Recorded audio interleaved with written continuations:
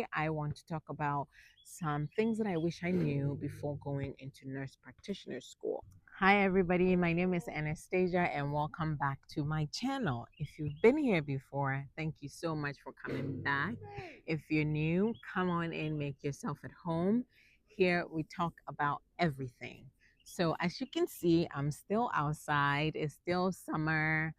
So I'm doing my summer series of talking to you guys on my lunch break, things that I wish I knew before going into nurse practitioner school. The first thing that I want to say is that make sure you pick a specialty that you actually care about, because working as a registered nurse in a facility or in a specialty that you don't care for is different from being the provider.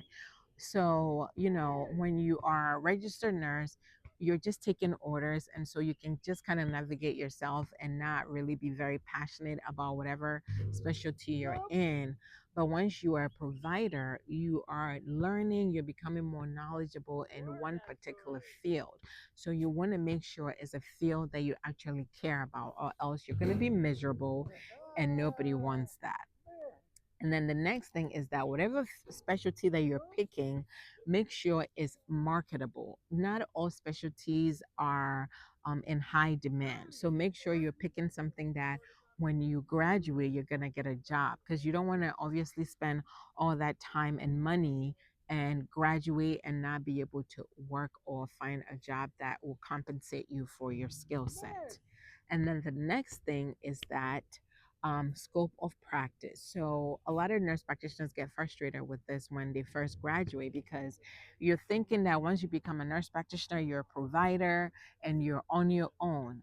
But for some state, in fact, for majority of the state in the U.S., you have to have a physician collaborator. You need a physician to kind of be with you, to help you just in case you see something that you're not sure of, somebody to bounce ideas off. So make sure, if this is not something that you don't want to, go to school, get your master's degree, become a provider, and still have somebody kind of hovering over you, then look into one of the states that does not require a physician collaborator, or make sure that whoever you're picking to be your physician collaborator is a nice person, nice personality, and also they are willing to teach and mentor you, because coming out straight from school, you don't really know a lot of things. A lot of your knowledge and skill set is going to come with time and experience. So in the beginning, you definitely need somebody that is willing to help you, teach you, and help you navigate becoming a new provider. The other thing is that when you are a registered nurse and you're working in, let's say, med surg, you're responsible for maybe 7, 8 patients for an entire shift. But when you're the provider, you are responsible for either the whole unit or a whole side of the unit. So you have more patients to take care of. You have to not only take care of the patients, you have to follow up with family members, return calls. If you've ordered any blood work, any labs, any diagnostics that you've ordered, you have to make sure you're checking the results and calling people back with results. So the work becomes a lot more than when you are working bedside as a registered nurse. So keep that in mind. And because of this, kind of steep curb in increase in responsibility, a lot of nurse practitioners become burnt out in the early years and go back bedside because their responsibility is a lot.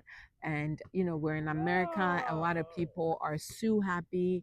If they think something is not going well, if they think something is wrong, they're always happy to sue the provider. So it becomes very tricky when you are in this position. You have to make sure that you are aware of all these things before getting involved.